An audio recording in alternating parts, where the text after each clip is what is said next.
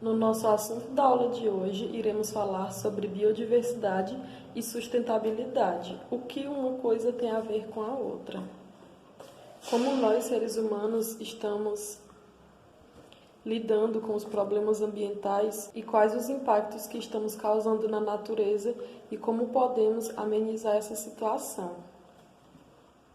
A gente sabe que desde as revoluções industriais que tiveram na história, elas foram bastante importantes para a industrialização, mas também uma das consequências foram as constantes ondas de destruição do planeta. Então, hoje existem diversas formas de destruição que está ocorrendo pela ação humana, como os vários tipos de poluição, o desmatamento, as queimadas. Isso causa impactos que podem causar danos permanentes na natureza e, consequentemente, para o próprio homem, assim como também para os outros seres vivos que dependem da natureza para sobreviver. No infográfico do livro, lá na página 164, a gente pode acompanhar algumas formas de degradação do planeta. A primeira que a gente vai falar, então, é sobre o tratamento de esgoto. No Brasil, a maior parte do esgoto não é tratado e acaba retornando ao ambiente, para os rios, para os mares, sem esse tratamento, o que acaba gerando uma poluição e a degradação desse ambiente. Então, temos apenas 45% do esgoto do Brasil sendo tratado. Isso gera consequências ambientais.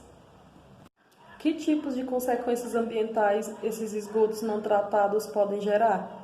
Quando eles são liberados em rios, em mares, sem tratamento, vai mudar todo o ecossistema. Isso pode alterar a composição da água, a composição química do ambiente e favorecer o desaparecimento e prejudicando muitas espécies aquáticas. Consequentemente, na cadeia alimentar, isso vai acabar atingindo o ser humano, que muitas vezes dependem também dos rios e mares como para pescar, obter o seu alimento também dali.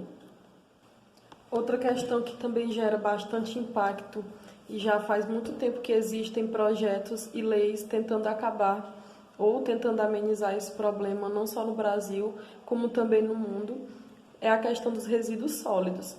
Os resíduos sólidos, a maior parte deles, não tem um destino correto, né?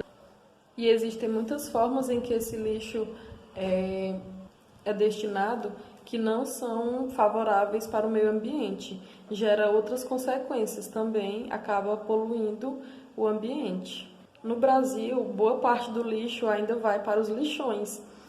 Além disso, temos também os aterros sanitários e os aterros controlados. Os lixões são locais a céu aberto de depósito de lixo.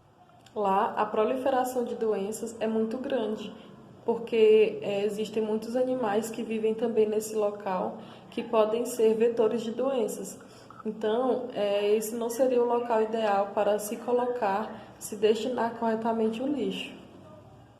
Os aterros controlados são locais de depósito de lixo onde ainda tem um certo controle, mas ainda não está de acordo com as normas brasileiras ambientais. Nos aterros sanitários, já temos uma diferença com relação aos aterros controlados. Existem diversas normas que padronizam esses locais para o destino do lixo, onde vai, na maioria, os materiais não recicláveis. Devem estar longe de locais de abastecimento público, como, por exemplo, açudes. Estar distante pelo menos 200 metros de rios ou de nascentes para não prejudicar esses locais. Também precisam estar a pelo menos 1.500 metros de um núcleo populacional, de uma comunidade, E ainda precisam estar a 300 metros das residências isoladas. De acordo com o Ministério do Meio Ambiente, os aterros controlados são a melhor maneira de destinação dos resíduos sólidos, contanto que seja seguido todas as normas ambientais vigentes, como o monitoramento das águas subterrâneas, sistemas de impermeabilização para evitar a contaminação dos lençóis freáticos, Além também de precisam ter uma projeção de vida útil de 15 anos, Eles precisam funcionar por pelo menos 15 anos. ter uma garantia desse funcionamento, além também do tratamento do chorume, que é um material poluente resultante de algumas reações químicas no lixo. Falando agora sobre o desmatamento, os índices de desmatamento, não só no Brasil como no mundo, ainda são muito altos, o que favorece o desaparecimento de muitas espécies de animais e plantas, né? E quando a gente fala também em desmatamento, logo vem à nossa mente somente a Amazônia. Mas no Brasil também existem outras áreas que estão sofrendo bastante com o desmatamento. E nesses locais está havendo muita perca de biodiversidade.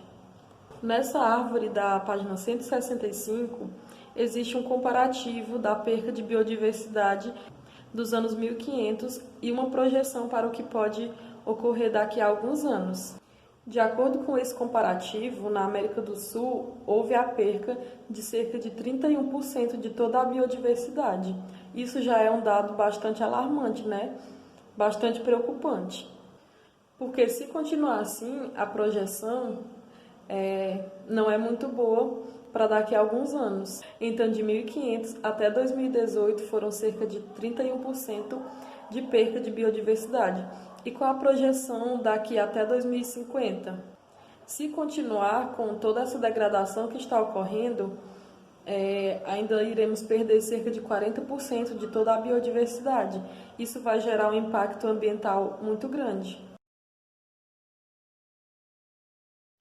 Então, para responder essa atividade, eu vou explicar as questões para tirar as dúvidas. Então, na primeira questão, existe a relação entre os dados A, B e C e a informação apresentada em D? Explique.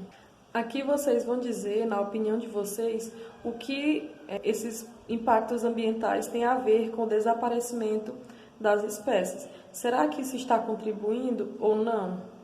Será que a destruição dos hábitats naturais dos seres vivos favorece ou não a perca dessa biodiversidade, a extinção de muitas espécies? É isso que vocês vão ter que responder nessa primeira questão. Já na segunda questão, segundo pesquisa encomendada pela Organização Internacional WWF, ou Fundo Mundial para a Natureza, 27% dos brasileiros consideram o desmatamento a principal ameaça ao ambiente. Você concorda? Cite outros dois exemplos que para você estão entre as maiores ameaças ao ambiente. A gente viu aí, né, que os índices de desmatamento continuam bastante significantes. Então, de acordo com essa pesquisa, a maior parte elegeu o desmatamento como a principal ameaça ao ambiente. Você vai dizer só se concorda e quais são os outros dois problemas ambientais que você acha que também causam impacto na natureza. Na questão 3, vocês vão usar o comparativo aí do infográfico D, na página 165, e vão responder. Em relação aos seguintes resultados apresentados sobre a perda de biodiversidade das Américas, seria possível mudar a expectativa para o ano de 2050? Como isso pode ser feito?